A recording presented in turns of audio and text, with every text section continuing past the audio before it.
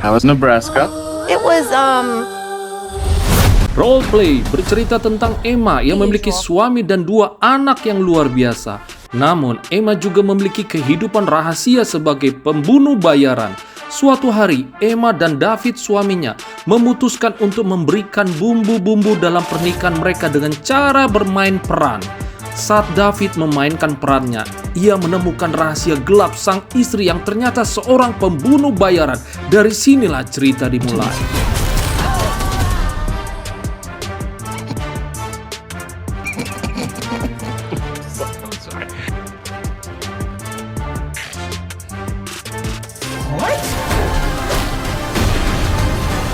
Berikut cuplikan filmnya. Awal film, kita diperlihatkan seorang wanita yang sedang berdandan di dalam sebuah toilet yang ada dalam gedung perkantoran. Wanita ini sendiri bernama Emma. Entah apa yang dilakukan Emma saat itu. Ia juga sepertinya sedang berkomunikasi dengan seseorang yang sepertinya mungkin menjadi rekan satu kerjanya. Sepertinya Emma sedang mengikuti sebuah arahan dari rekannya untuk melakukan sesuatu sambil berjalan ke arah yang ditujukan.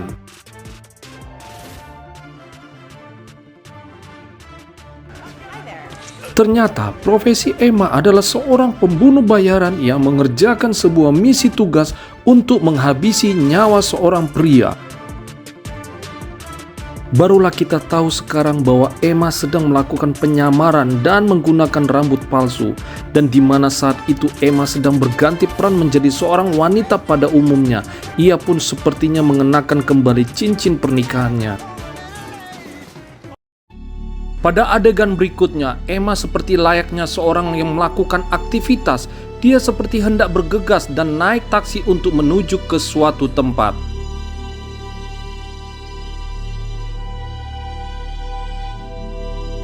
Ketika sampai di tujuan dan turun dari taksi, Emma memasuki sebuah rumah.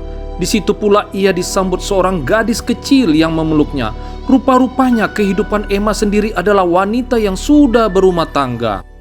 Pada saat itu juga anak gadisnya mengajak ke bagian sisi lain rumahnya, yaitu halaman belakang rumahnya.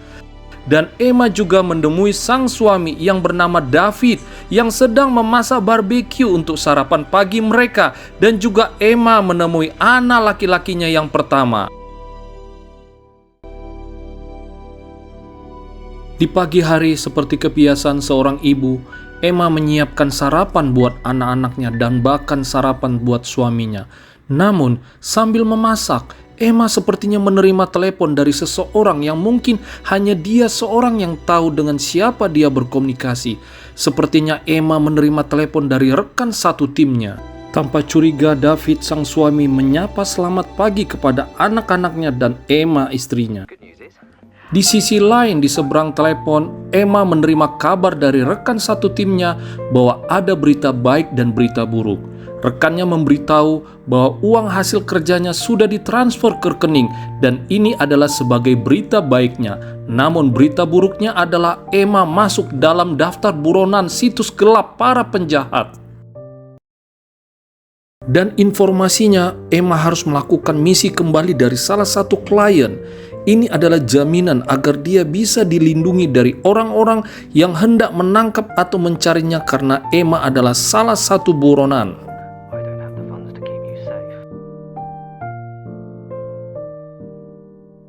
David suaminya pun menanyakan ada apa, karena setelah menutup telepon, Emma seperti menunjukkan wajah muram tanpa semangat di pagi hari. Seperti biasa, Emma menjawab bahwa hal biasa dalam urusan kantor.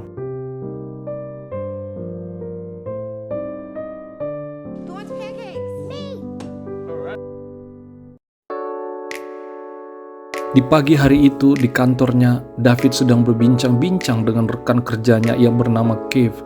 Seperti layaknya sesama pria berumah tangga, mereka berbincang tentang hubungan rumah tangga mereka masing-masing.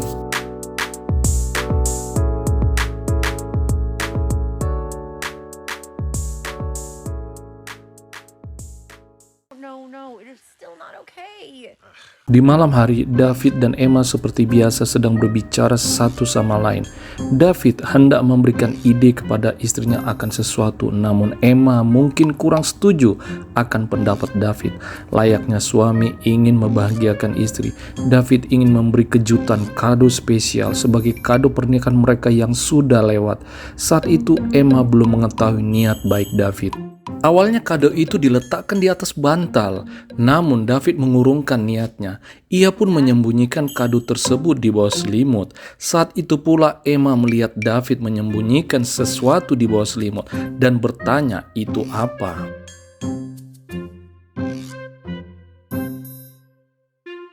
Setelah ketahuan sama Emma, Emma pun mencoba membuka kado dari David. Dan sedikit kagetnya, ternyata kado itu adalah baju cosplay perawat seksi.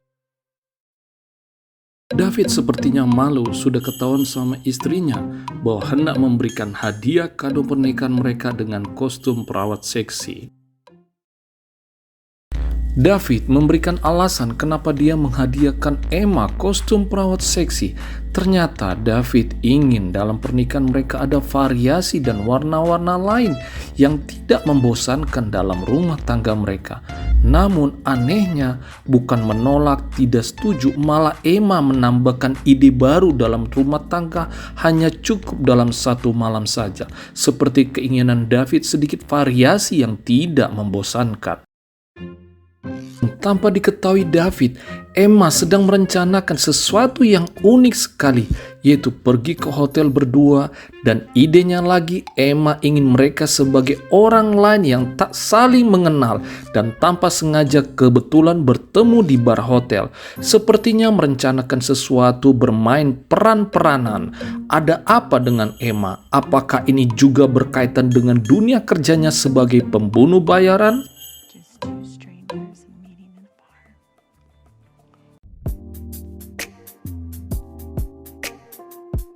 Keesokan malamnya, rencana yang disepakati mereka pun tiba. Emma segera bergerak dan turun dari taksi menuju hotel. Ia pun dengan santai dan anggunnya masuk ke lobi hotel dan menuju bar yang dimana dia akan ketemu dengan sang suaminya untuk bermain peran-peranan tanpa saling kenal. Ia sepertinya sudah memulai perannya sebagai orang lain yang tak saling kenal. Emma seperti menanti David suaminya, seperti apa perannya nanti. Vodka martini, please. Yes. Di sisi lain, ternyata David mengalami kemacetan di jalan menuju hotel tujuan mereka. Ia pun sangat kesal. Ia mencoba mengirim pesan singkat ke Emma bahwa dia sedikit terlambat sambil tetap menunjukkan wajah kesalnya. Sementara itu, di tempat bar tadi, Emma sedikit bosan menunggu David datang. Tapi tiba-tiba pelayan bar yang ada di sana memberikan Emma segelas minuman martini yang oleh pelayan bar mengatakan itu disuruh oleh seorang pria tua di seberang di mana Emma duduk. Tak disangka-sangka pula, pria tua tersebut beranjak dari duduknya dan seperti sudah diduga, ia pun bergerak hendak menuju ke tempat Emma duduk. Really? Pria tua itu pun menanyakan apakah boleh duduk dan bergabung dengan Emma di situ. Sambil ia menyanjung kecantikan Emma, pria tersebut langsung menjulurkan tangan untuk bersalaman sambil memberitahu namanya bahwa namanya adalah Bob Kitterman. Emma pun membalas perkenalan tersebut sambil menyebutkan namanya Alex Overby. Ia melakukan dengan menyebut nama tersebut karena ia dan suaminya sudah berjanji untuk bermain peran-peranan malam itu. Di tengah mereka berbincang-bincang, akhirnya David sang suami pun tiba di bar tersebut. Dia tampaknya sedikit tergesa-gesa karena terlambat datang.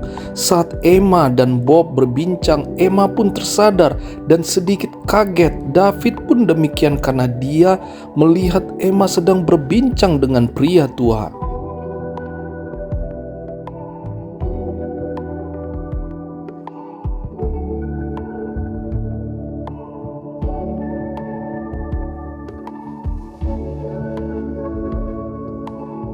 Karena pria tua itu pun sudah pergi, segera David menghampiri istrinya Emma dan sepertinya mereka mulai melakukan perannya masing-masing.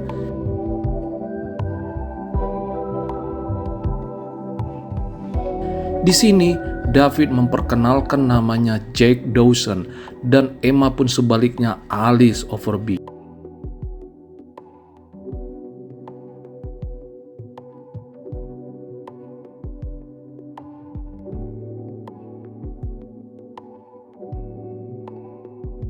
Pada adegan berikutnya, Emma menuju ke kamar Bob, pria tua tersebut, dan selama itu Bob sudah menunggu kedatangan Emma.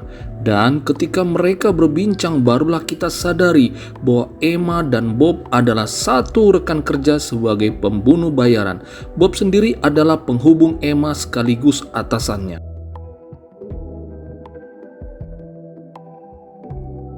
Namun sepertinya percakapan mereka sedikit saling berlawanan. Bob merasa curiga tentang Emma dan niat Emma malam itu di hotel dengan seorang pria yang tak lain adalah David suaminya, dan juga nama Alice Overby yang dipakai Emma malam itu, dan yang selama ini nama Emma untuk profesinya sebagai pembunuh bayaran adalah Anna Peller. Dari sinilah maksud Bob menanyakan semua itu. Dan Bob juga memberikan penjelasan tentang pembagian uang setelah Emma melakukan misi berikutnya. Tampak Emma dan Bob sudah tidak bisa saling percaya karena ternyata masing-masing mereka sudah menaruhkan racun ke gelas pada saat di bar. Dari sinilah kelanjutan film role play.